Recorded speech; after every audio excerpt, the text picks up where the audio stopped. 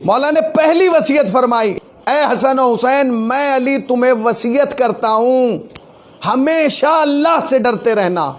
پہلی وصیت کیا فرمایا؟ ہمیشہ اللہ سے ڈرتے رہنا۔ دوسری وصیت فرمائی، اے حسن و حسین میرے لاڈلو میں تمہیں وصیت کرتا ہوں کہ کبھی بھی تم دنیا کے پیچھے نہ بھاگنا، اگر دنیا بھی تمہارے پیچھے آئے تو اس سے دامن بچانا۔ سمجھا آپ؟ نہ تم دنیا کے پیچھے بھاگنا، اور اگر دنیا تمہارے پیچھے آئے تو تب بھی تم اس کی طرف نظر نہ کرنا۔ کسی عالم سے پوچھا گیا کہ بتائیے کہ دنیا سے مراد کیا ہے؟ تو اس نے کہا دنیا کی مثال ایسے ہے جیسے ایک سایہ، جب آپ آگے آگے چلتے ہیں تو سایہ کیا کرتا ہے؟ پیچھے پیچھے چلتا ہے، اور اگر آپ اس کی طرف رخ کر لیں تو سایہ آگے ہو جاتا ہے۔ مگر کیفیت کیا ہے؟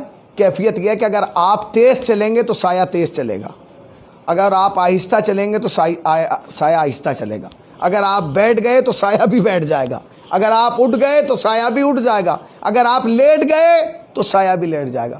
بس دنیا کی مثال ایسی ہی ہے، تم اس کی طرف جاؤ گے تو یہ بھاگے گی، اور تم نے اس سے منہ موڑ لیا تو یہ تمہارے پیچھے آئے گی۔ تم تیز چلو گے یہ تیز چلے گی، تم آہستہ چلو گے تو یہ آہستہ چلے گی۔ اس کے بعد مولا نے جو وصیت کی بالکل عام وصیتیں کی، مگر یہ دیکھو کہ مولا کر رہے ہیں۔ فرماتے ہیں جو کہنا حق کے لیے کہنا، جو کہنا حق کے لیے کہنا۔ پھر اس کے بعد فرماتے ہیں جو کرنا ثواب کے لیے کرنا، اجر کے لیے کرنا، کوئی کام بغیر اجر کے نہ کرنا، ہر کام اجرت کے لیے کرنا۔ اجرت کے لیے کیا؟ قرآن پڑھنا تو اجرت کے لیے، مجلس پڑھنا تو اجرت کے لیے، نوحہ پڑھنا تو اجرت کے لیے، ذکر کرنا تو اجرت کے لیے، مگر وہ اجرت بندوں سے نہ ہو، وہ اجرت خدا سے ہو۔ یقین ہو کہ اس کا اجر و ثواب کون دے گا؟ خدا دے گا۔ اس کا ثواب کون دے گا؟ خدا دے گا۔ اور یاد رکھنا بندہ دیتا ہے تو اپنی اوقات کے مطابق دیتا ہے، خدا دیتا ہے تو اپنی قدرت کے مطابق دیتا ہے۔ اس کے بعد فرماتے ہیں ظالم کے دشمن رہنا اور مظلوم کے مددگار رہنا۔ ظالم کے دشمن رہنا اور مظلوم کے مددگار رہنا۔ اس کے بعد فرمایا اے حسن و حسین میں تمہیں اور اپنی اولاد کو اور اپنے کنبے کو اور جن جن تک یہ طول تاریخ میں یہ میرا نوشتہ پہنچے میں ان سب کو وصیت کرتا ہوں کہ تم سب اللہ سے ڈرتے رہنا۔ مطلب کیا ہے؟ علی مولا کائنات نے پہلے سب سے پہلے کیا فرمایا؟ میں تمہیں وصیت کرتا ہوں کہ اللہ سے ڈرتے رہنا۔ پھر چند وصیتوں کے بعد پھر اس جملے کو تکرار فرمایا کہ تم خدا سے ڈرتے رہنا۔ یہ کوئی شاعر کا کلام نہیں ہے، یہ علی کا وصیت نامہ ہے۔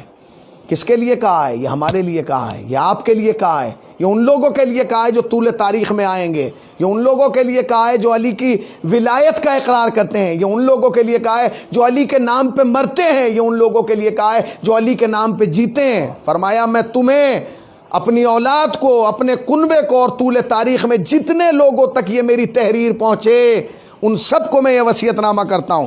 اس کے بعد فرماتے ہیں عجیب و غریب جملہ، فرماتے ہیں اپنے معاملات کو درست رکھنا، اپنے تعلقات کو سنبھال کے رکھنا، اور اس کے بعد فرمایا اپنے پڑوسی کا خاص خیال رکھنا۔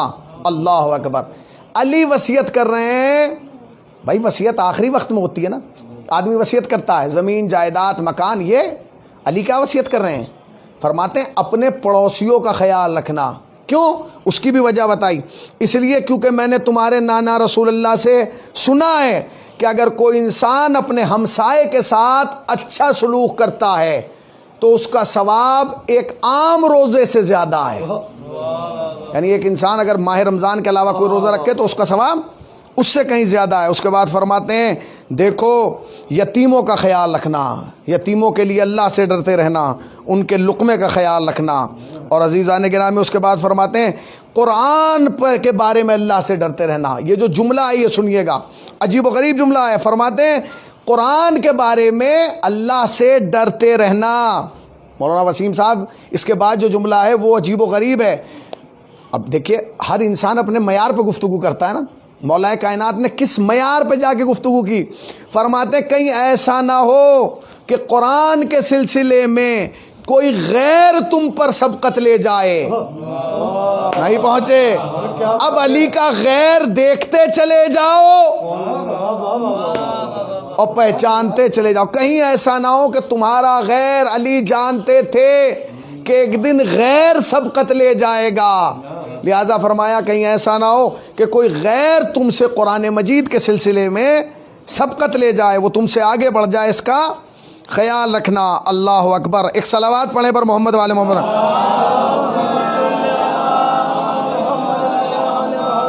اس کے بعد فرماتے ہیں اللہ کے گھر کے بارے میں اللہ سے ڈرتے رہنا. مطلب کیا؟ خانہ کعبہ کے بارے میں، اپنی مسجدوں کے بارے میں. اس کے بعد فرمایا کہیں ایسا نہ ہو کہ تم اللہ کے گھروں کو خالی کر دو. یاد رکھنا جس روز اللہ کے گھر خالی ہو گئے تم پر عذاب الہی نازل ہو جائے گا. بس مجھے یہیں تک لانا تھا. بہت ساری باتیں مگر انہیں سب کو روک کے میں یہاں آپ کی خدمت میں عرض کر رہا ہوں. کیا فرمایا قرآن کے بارے میں ڈرتے رہنا، کہیں کوئی تم سے زیادہ سبقت نہ حاصل کر لے، کوئی غیر. اس کے بعد فرمایا کہ اللہ کے گھر کے بارے میں ڈرتے رہنا، کہیں ایسا نہ ہو کہ تم نے اللہ کے گھر کو خالی چھوڑ دیا اور جس دن تم اللہ کے گھر کو خالی چھوڑ دو گے اسی روز عذاب تم پر نازل ہوگا. ہم نے مسجدوں کو خالی چھوڑا، نتیجہ آپ دیکھ رہے ہیں. یہ کرونا عذاب کی شکل ہے. یاد رکھنا ہر وبا نہیں ہوتی ہے، کچھ عذاب بھی ہوتا ہے.